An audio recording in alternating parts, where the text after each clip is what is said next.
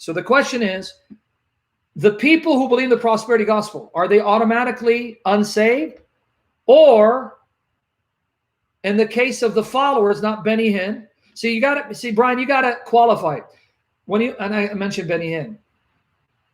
I'm not talking about the leaders who use the gospel to fatten their pocketbooks, bilk the people of God, become billionaires, and live a luxurious lifestyle. They are obviously wolves in sheep's clothing.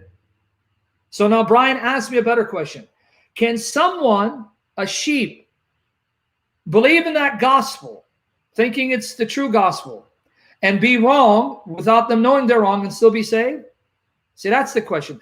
If you're asking me about the leadership, anyone who fattens his pocketbook, anyone who gets rich off the sweat and the brow and the backs of poor Christians, anyone who becomes a billionaire off of that enterprise, anyone who lives a luxurious life while the members of their churches are struggling, suffering, having a hard time making ends meet, those are obvious wolves in sheep's clothing. You get my point? See the difference? But let's say, Brian, your mother, who is poor and struggling and has been duped into thinking that's the true gospel, and he goes to that church believing the lie of that man as that man preys on her.